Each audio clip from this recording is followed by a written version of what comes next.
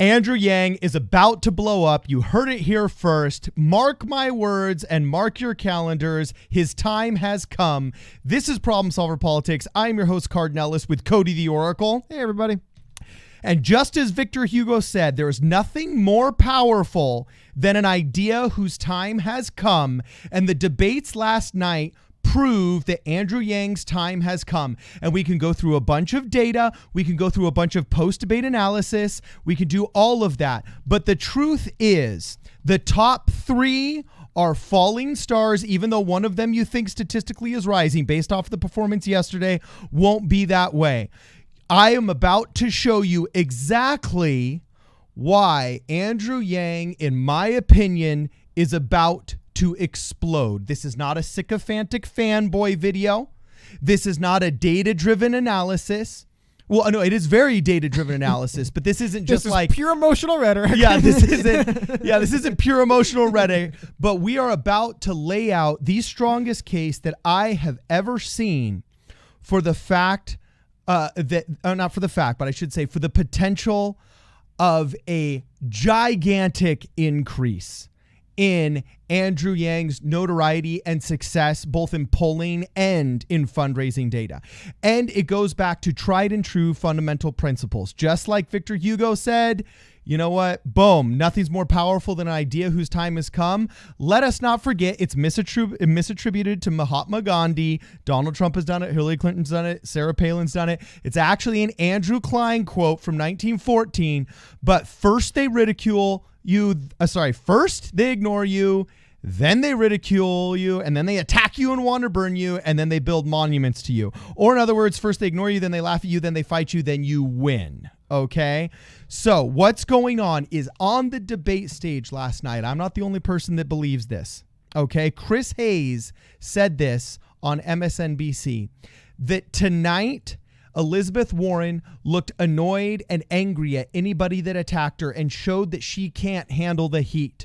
Joe Biden is no longer the top talker, nor the person that everybody is addressing as the front runner. Nationally, he's got the highest amount in the polls, but his graph is going downwards. And in the early adopter states, such as New Hampshire and Iowa, he is actually behind one Elizabeth Warren. But instead of increasing like she has been, she will actually begin to dwindle too, because her true colors showed. Her attack on the middle class, also known as her Medicare for All plan, and her refusal to answer any kind of questions given to her really bothers people in Ohio, really bothers people in the Midwest, and pretty much really bothers people everywhere. And Bernie Sanders, let's face it, that heart attack cost him. The optics of his health is huge, and a lot of people think he had his chance in 2016. Whether or not you agree with that analysis, that is where our top three stand. And I actually agree with Chris Hayes that the average Democrat is starting to tune in now. And when they're paying attention to the Democrats' top three, they're actually finding themselves very unimpressed. The people that went for Sanders are kind of going for Warren. Now, the people that went for Warren are, wait, no, they decided to go to Biden. Oh, wait, no, but Biden doesn't make the sense. And there's this scandal. All top three are losing steam. And those voters are going to become incentivized to look elsewhere. And when Chris Hayes actually believed this was an opportunity for Amy Klobuchar and Pete Buttigieg. However, Amy Klobuchar looked, correct me if I'm wrong, Cody, yesterday she looked extremely nervous, looked like a fish out of water. Settled down later, but yeah, early on, wow. Yes, it took her a while to get into her, statesman mode, shall I say.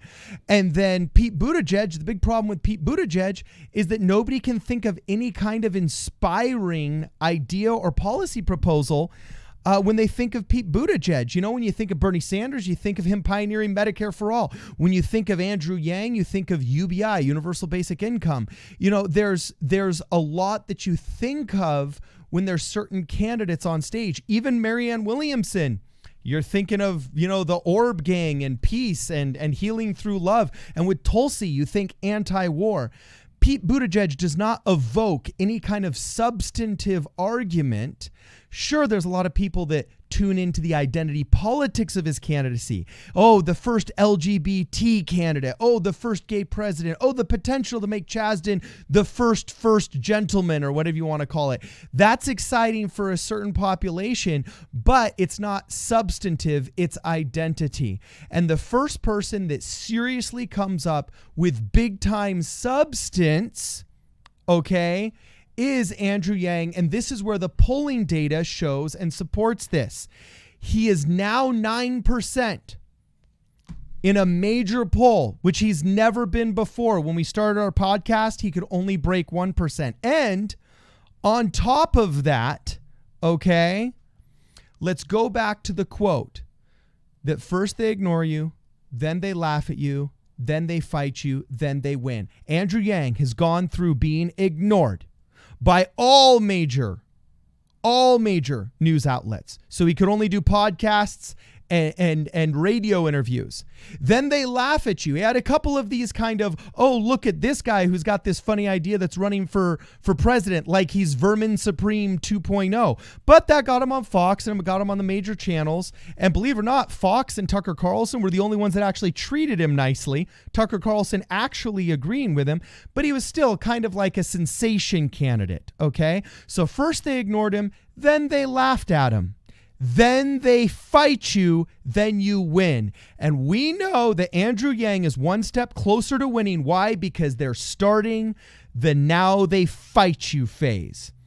We are starting to see people on the debate stage fighting Andrew Yang like Cory Booker did yesterday, like Elizabeth Warren did when she said, I'd like to see the data, like Cory Booker saying, oh, UBI is just a minimum wage increase. He's starting to get resistance from the left, and the GOP just posted their first legitimate anti-Yang meme just this morning. Am I wrong, Cody? It was just this morning, right? I believe it was last night. Or last night, within the past 24 hours, okay? So the now they fight you point has begun. It's begun with Elizabeth Warren, and guess what? She couldn't take the heat.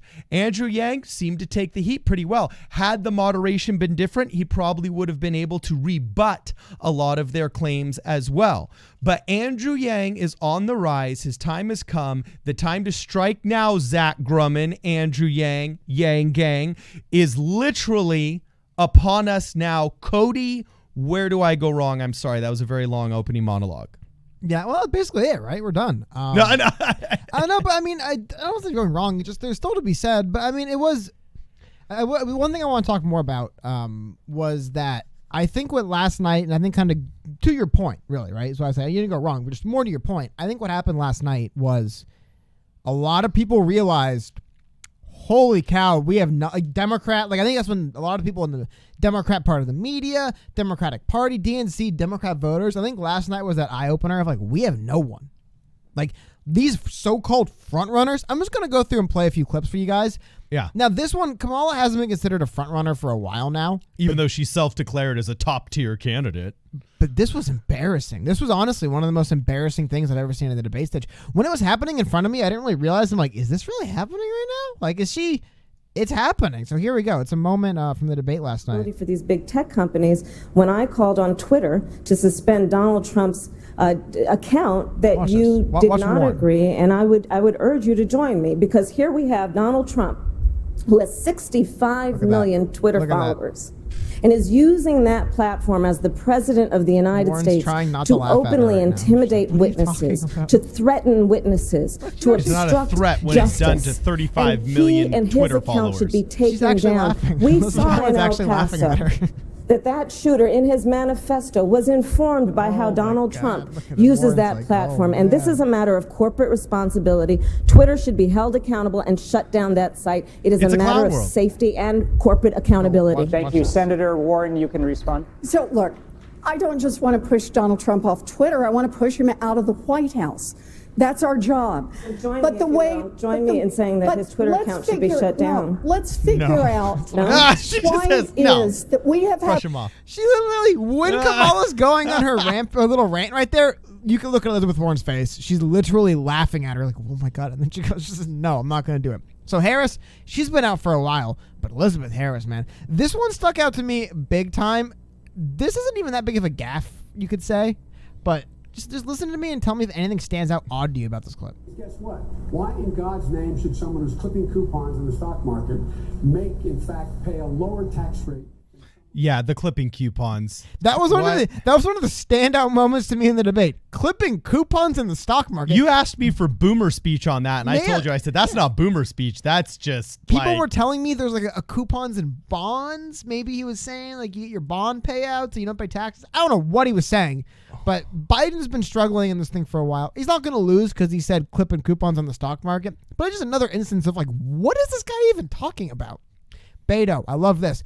You're not a big Anderson Cooper guy, but I think Anderson Cooper, he's in a tough spot. We've learned that CNN kind of, you have to be a hack fraud or they fire you. Yeah. But Anderson Cooper on the debate stage, I thought really smartly and really wisely, basically pressed Beto twice. And he basically asked him the same question. He said, Beto, you have said that you want a mandatory buyback for all guns in this country.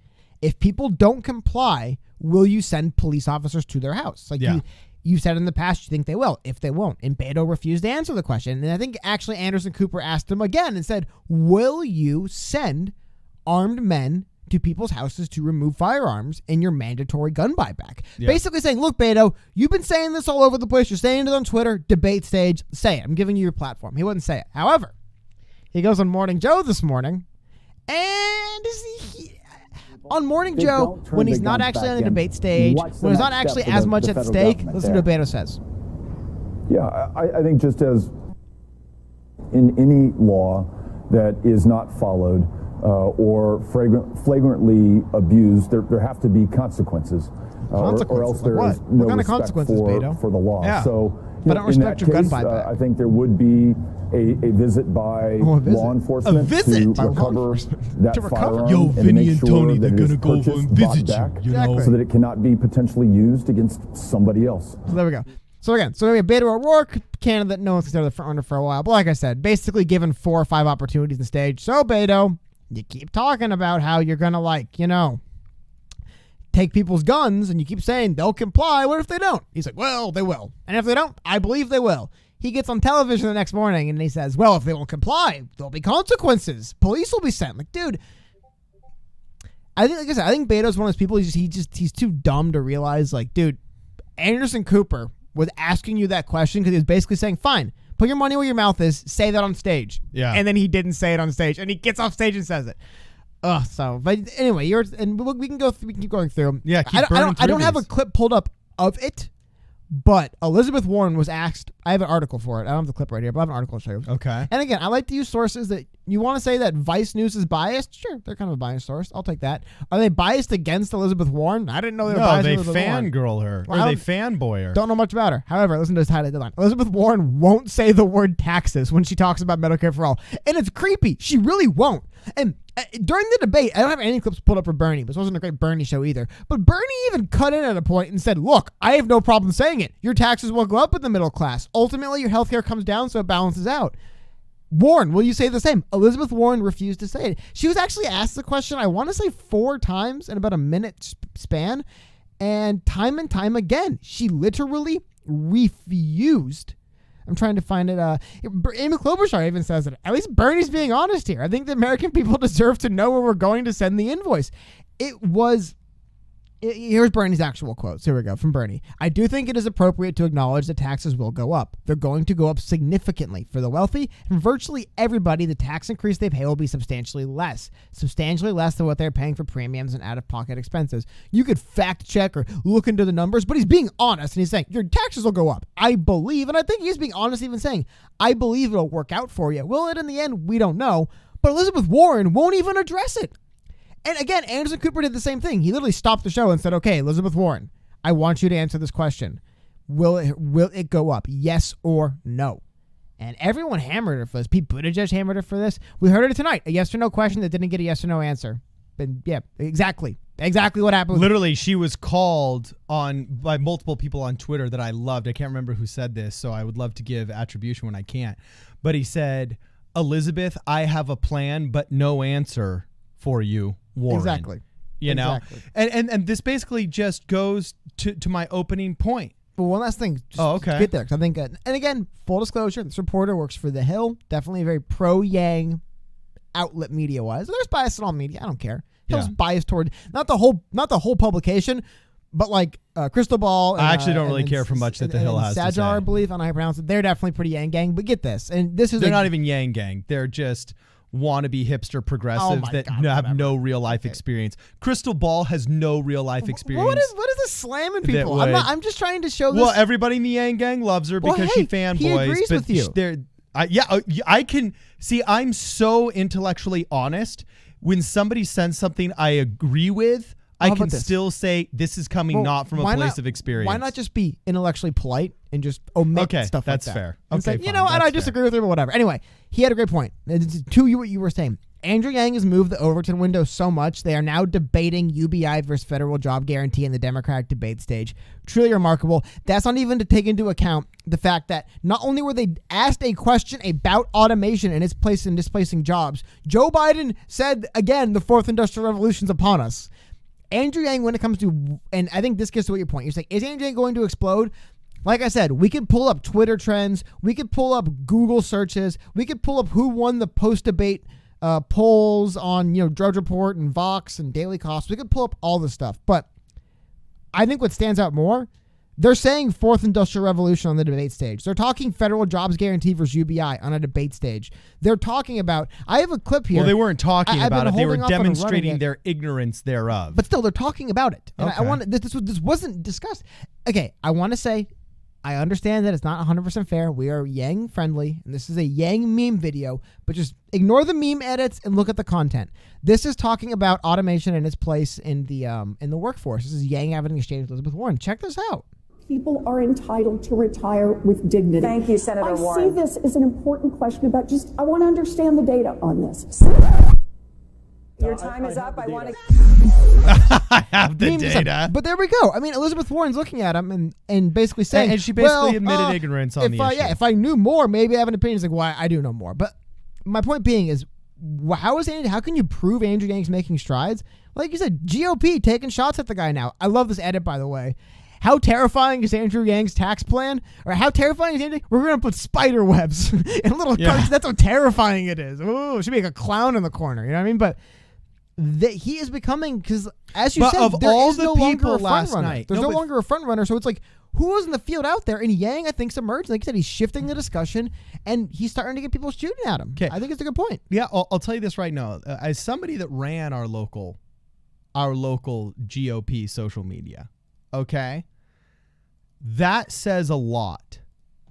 Of all those clown candidates on stage, of the 12 that the GOP could use to push out to all of their followers to illustrate how potentially destructive the other team is, why is Andrew Yang there? Because they're the only ones, he's the only one that they're really, really taking seriously. Well, actually, in all fairness, they published these for multiple candidates. No. I know. They obviously put one a silly one about Warren, and they did. I believe they actually did all 12 candidates. Oh, so, shoot, I didn't see that. Neither did I. Till right now, I just fact checked myself. Still, you know what? They're talking about Andrew Yang's economic plan, and that's what I think is important. Again, that was the fact. I don't know. It's not that they're singling Yang out, in my opinion. What's interesting important, when that came up, it must have been the algorithm. It was just showing me the Yang one. But what's important is the fact that the content of it. He has taken socialism to the extreme and pledged to give away free money to every American household, all while covering up the massive tax increase imposed on all Americans. It's a blatant lie, by the way. He talks about the legit tax increase through the value-added tax, which he discusses basically all the time. He actually discussed the value-added tax on stage later that night. But my point is that Andrew Yang is getting to the point where they're looking around and they're actually attacking his ideas. They're doing it the way that the GOP would attack Democrats' ideas, by calling him a socialist and saying he's covering up a massive tax increase that he isn't covering up, and it's not socialism. But whatever. And the only difference, though, is that when Andrew Yang is approached about it, he'll answer the question and he'll use math, which furthers a substantive argument. He won't avoid the word taxes. Yeah, he won't avoid the word taxes. And he actually will start quoting, similar to I do when I'm talking to other Republicans about Andrew Yang, Milton Friedman, Alaskan governors from a red state, just Republican after Republican that was in the Reagan cabinet, was in the Nixon cabinet, so on and so forth. And when all of a sudden the conversation veers substantive and not dogmatic, which ultimately it has to for any rational person, that's where the inroads are made. And that's where Andrew Yang has a chance for success. Now, the only thing I push back on you is I don't think we're a Yang friendly channel. Okay. I think we are an open and independent channel that early on was willing to adopt a conversation about Andrew Yang when nobody else was, because we are hyper substantive. On this channel, we are very, very substantive. So, but we don't give him passes, Cody. Not passes, if but he says he something, gets the benefit of the doubt more so than other candidates do. With me, at least. I can't help that I personally like the guy, so I will probably give him the benefit of the doubt. You. But no, I still remain critical. And I have remained critical. There's policies that I still, to this day, will say I disagree with. There's appearances I disagree with. I still disagree with this debate strategy of constantly ceding the floor after answering questions. But before we finish, there's one last thing just talking about, because right now there's only one front runner statistically. It's Elizabeth Warren. And this, I don't have the full context on exactly what she was referring to. Full disclosure, she could have been talking about announcing the color of her hats she's releasing, right? Yeah. Still, she got caught in a hot mic last night, and this is what she got caught saying. Oh, I can't say that. Welcome back. We have with us One more time. Oh, I can't say that. Welcome back. We have with us Massachusetts Democratic. Again, man. But that seems just playful. No. But again, it could be, we're having a coming rally. Oh, where is it? It's here. Okay, cool. That's a lot Can we different talk than about Barack that? Obama on the hot mic saying, give my regards to Vladimir and tell him that after my second election, I'll be more open to his ideas, or whatever he got caught saying. No, but again, my point being, though, this is the same candidate who won't answer any questions. So that my only point is, like I said, she fully could have been saying, our next rally is going to be at this date. Oh, really? Can we talk about that? Oh, no, I can't say that on air, right? Yeah. The problem is, this is why when you refuse to say the word taxes, when you answer questions, when you don't answer any questions, no one trusts you anymore. I don't trust Elizabeth Warren anymore. Yeah. Bernie Sanders on stage overspoke over her and said, excuse me, Warren, look, we're proposing similar things, and I'm willing to admit your taxes go up. Can you admit that?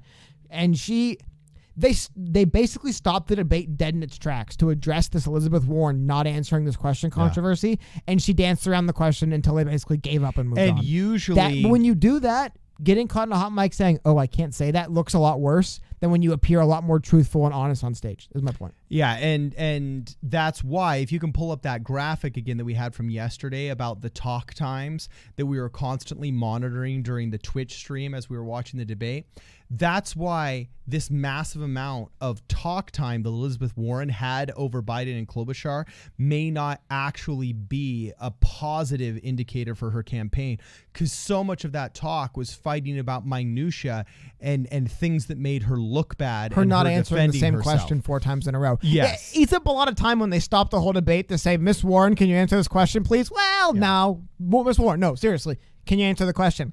No. One more time, Mrs. Warren, will you answer the question? Nope, not going to do it. Like, when you do that, it eats up time. And so what this all boils down to is Warren's performance yesterday made her look like a candidate with something to hide.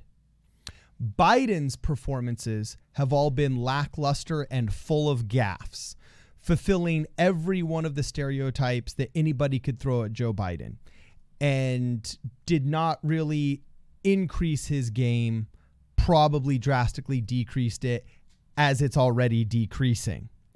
And then Bernie Sanders did the Bernie Sanders thing, but his candidacy right now is lukewarm, and this did nothing to improve it, will probably actually have hurt it slightly. So the top 3, the holy trinity of the Democrat Party right now, the godhead of the DNC, okay, sorry, actually I shouldn't say the DNC, but of the Democratic Party right now, is all so lackluster that people will be abandoning ship, looking for other options on their side of the aisle. And the options below them statistically are Andrew Yang.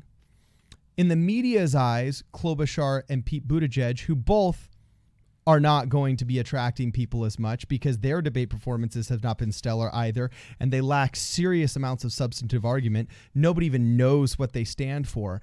Andrew Yang is the closest person on the totem pole that people will look at, and we believe through personal experience that he has the ability to convert those into followers, as evidenced by the fact that 10% of his followers are ex-Trump supporters even. He's not only able to get everybody on his side of the aisle, but dip into the moderates and to the people that are even on the other side. So this is why I suspect, mark your calendars, on October 16th, that I said the beginning of the Now They Fight You part of his campaign, where he blows up in recognition, both name recognition and media attention, starts now. Enjoy the ride. Get all your updates of the Andrew Yang campaign here at Problem Solver Politics by liking, subscribing, and sharing this video. Follow us on Twitch Tuesdays and Thursdays as we live stream the latest in Andrew Yang politics. And also make sure, if you want to donate to our channel, you check out the PayPal link in the description, or you purchase a hat at problemsolverpolitics.com. This is Problem Solver Politics. We will see you in the next video.